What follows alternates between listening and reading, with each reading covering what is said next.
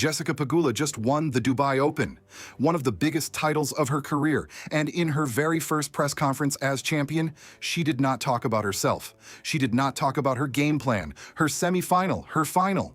She grabbed the microphone and she talked about Eala. She said the way Eala packs stadiums is something special. She said the way her country supports her is unlike anything she has ever seen. And then she said the part that matters. She said she played Eala in Miami last year and the entire crowd was against her, in her own country, on American soil. And she was like, what on earth is going on? Where did these people come from? But Pegula did not stop there, because Pegula has been watching what the WTA has been doing to this girl, and she is done staying quiet about it. Do you think the WTA is deliberately holding Eala back? Or are they just completely incompetent when it comes to scheduling the most popular player on tour? Drop your answer in the comments right now, because what I am about to show you is going to make you furious. Let me tell you what just happened in Dubai, because the WTA just got exposed again, worse than before. Eala walked into the Dubai Duty-Free Tennis Championships ranked world number 47.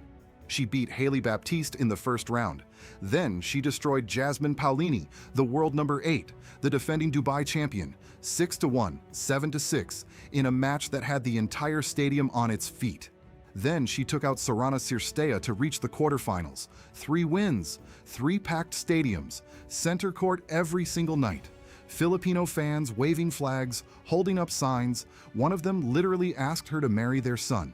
The umpire had to repeatedly tell the crowd to be quiet during points because they could not contain themselves.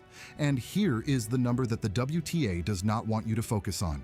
As of today, February 23rd, 2026, Eala just hit a brand new career high ranking, world number 31. She jumped 16 spots in 1 week. 16. She is knocking on the door of the top 30. She earned nearly $100,000 in prize money from Dubai alone, and she is 20 years old. But here is the part that should make every tennis fan uncomfortable, because what happened in Dubai was not just a great tournament run. It was the 3rd time in a row that the WTA proved it does not know what to do with Eala. Think about the timeline. At the Australian Open in January, Eala was placed on court 6. Court 6, a tiny outer court. And what happened? Thousands of Filipino fans showed up. They wrapped around the stadium. They could not get in. People were standing outside, listening to a match they could not see. Jessica Pegula herself said it was insane how overcrowded it was. And Pegula was told something that should have been front-page news. She was told the Australian Open had its best crowd ever, record-breaking attendance, and that it was significantly driven by the presence of Eala, the best crowd in the history of the event, and the player most responsible was given one of the smallest courts on the grounds. Then Abu Dhabi happened. Eala was given a wild card. She sold out the stadium. She came back from a set and 5-2 down and saved a match point against Sasnovich in front of a crowd so loud it sounded like a basketball game. Daria Saville, of former world number 20, posted a video saying, and I quote, "If I was a tournament director, I would do anything for her to be at my tournament." Anything. That is a fellow WTA player saying out loud what every tournament director is thinking privately. Eala is a money machine. She fills seats. She sells tickets. She brings an entire country with her wherever she goes. And yet, the WTA keeps acting like she is just another player. Now here is where it gets worse. In Dubai, the tournament finally gave Eala center court for her match against Paolini. Great. Progress. But then for the quarterfinals against Coco Gauff, what did they do? They moved Eala from the last match of the night session to the first match. And if you do not understand why that matters, let me explain. Eala had been the closing act, the main event, the reason people stayed, the reason the stadium was full until the final ball was hit. By putting her first, every Filipino fan in Dubai showed up, packed the stadium, watched Eala lose to Gauff, and then left. Thousands of them. Gone. And the next player on court, Aryna Sabalenka, a 4-time WTA 1000 champion, a former world number 3, walked out to a stadium that was emptying in front of her eyes. That is not just disrespectful to Eala, that is disrespectful to every other player on tour. Because the WTA had the information. They knew what would happen. They had seen it in Australia, they had seen it in Abu Dhabi, and they still made the same mistake. Coco Gauff herself apologized to the crowd before her match even started.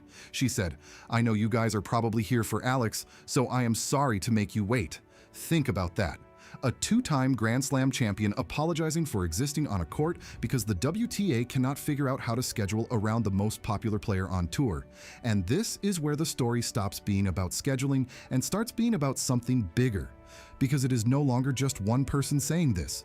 Pegula said it, the Dubai champion herself called it disrespect.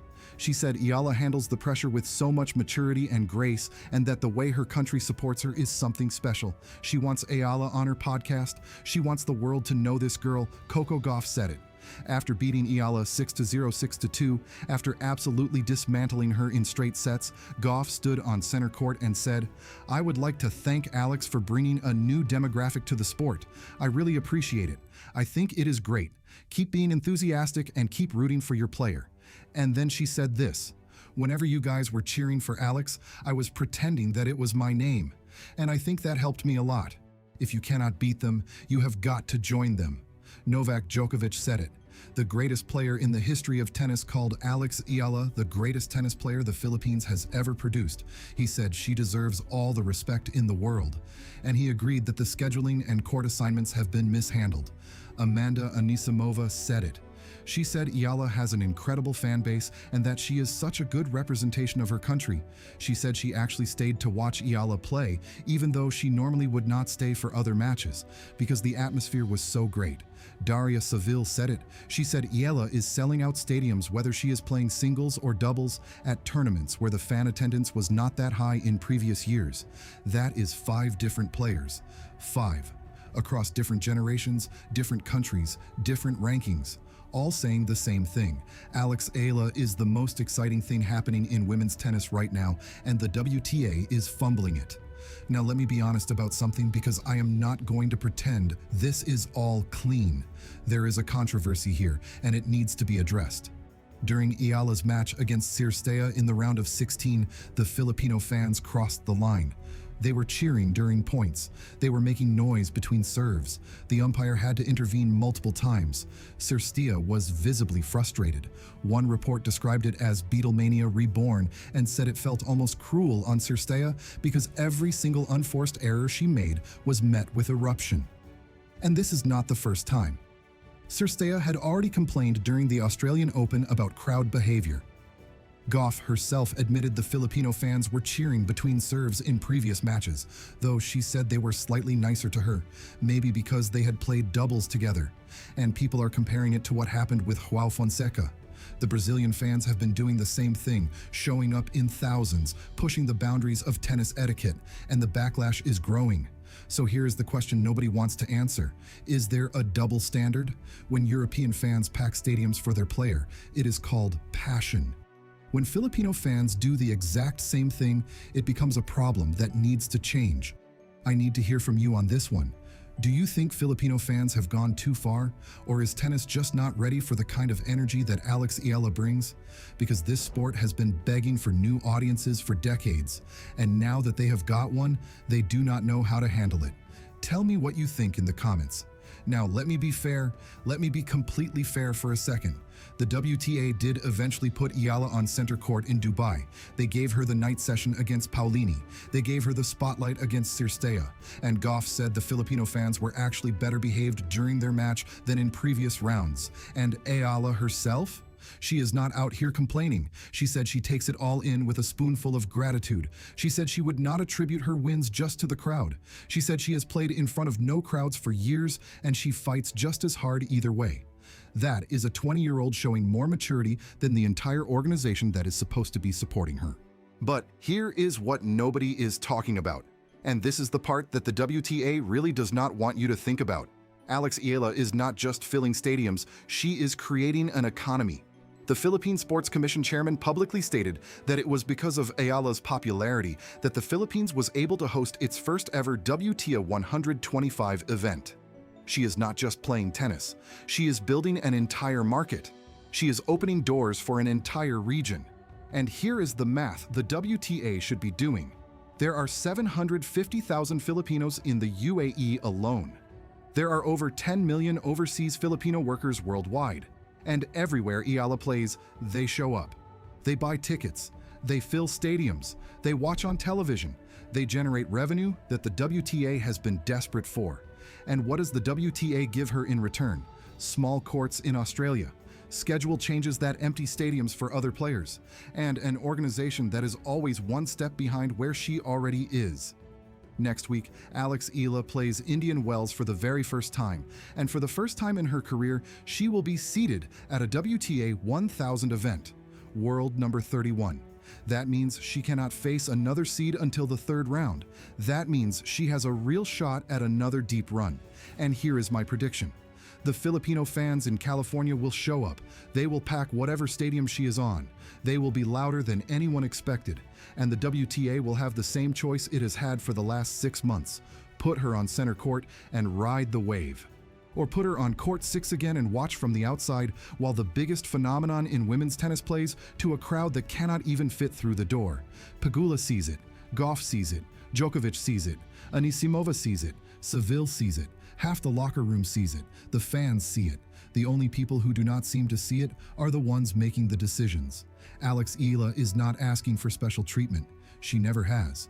But what she has earned, what her fans have earned, what an entire country has earned is respect. And until the WTA gives it to her, there will be a line of champions ready to say what everybody is already thinking. If you agree, subscribe. If you think the WTA needs to wake up, hit that like button. And if you want to see what happens when Eala walks into Indian Wells, make sure you are here for the next one.